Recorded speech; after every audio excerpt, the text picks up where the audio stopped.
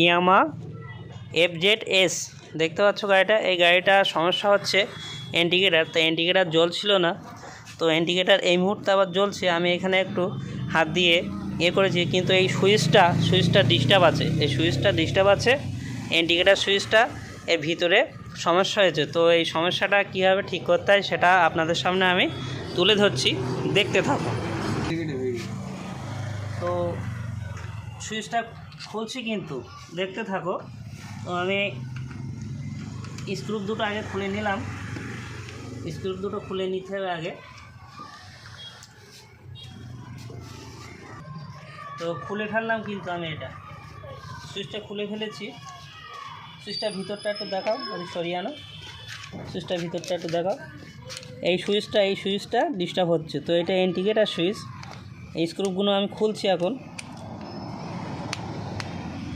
খুলে কাজ করব। তো সুইচটার ভিতরে স্ক্রুগুলো খুলছি। ছোট ছোট স্ক্রু থাকে, পাতি থাকে। এদিকে দেখাও, একটু পিছিয়ে যাও।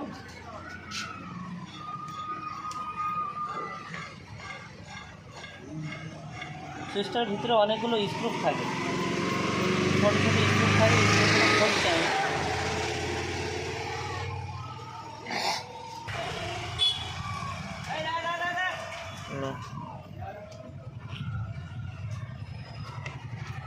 সুইচটা দেখাও। তো একটু পিছিয়ে যাও, সুইচটা খুলে ফেললাম। এইগুলো দেখাও, এই যে কার্বন পড়েছে, এই যে কালো কার্বন পড়েছে, কার্বনগুলো ঘষে নিতে হবে। এইগুলো ঘষে নিলে কানেকশনটা আবার ভালোভাবে পাবে। তো কী দিয়ে ঘষবেন? সিরিজ কাগজ আছে, সিরিজ কাগজটা দিয়ে ঘষবেন, ঠিক আছে? একটু পিছিয়ে যাও। এই ঘষে নিচ্ছি আমি।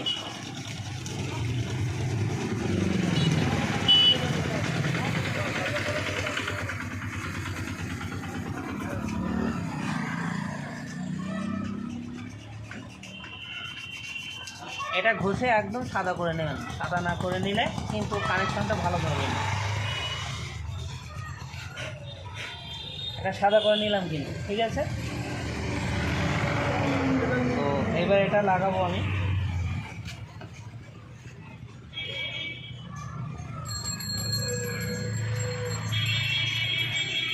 খুব সূক্ষ্ম কাজ, সুইচের কাজ খুব সূক্ষ্ম কাজ।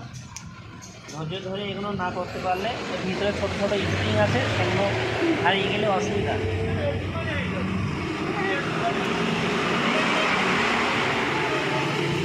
লাগিয়ে দিলাম।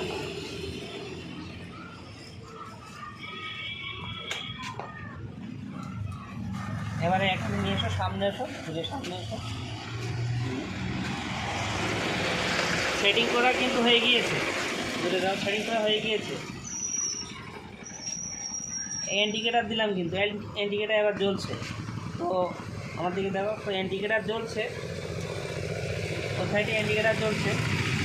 এই সুইচটা যখন ডিস্টার্ব হবে, এইটা খুলে ভালো করে আমি যেভাবে দেখালাম এইভাবে ঘষে নেবে। ঘষে নিয়ে পরিষ্কার করে ভালোভাবে সেটিং করলে ইন্ডিকেটার এরকম জ্বলবে। এতে কোনো ভয়ের কারণ নেই।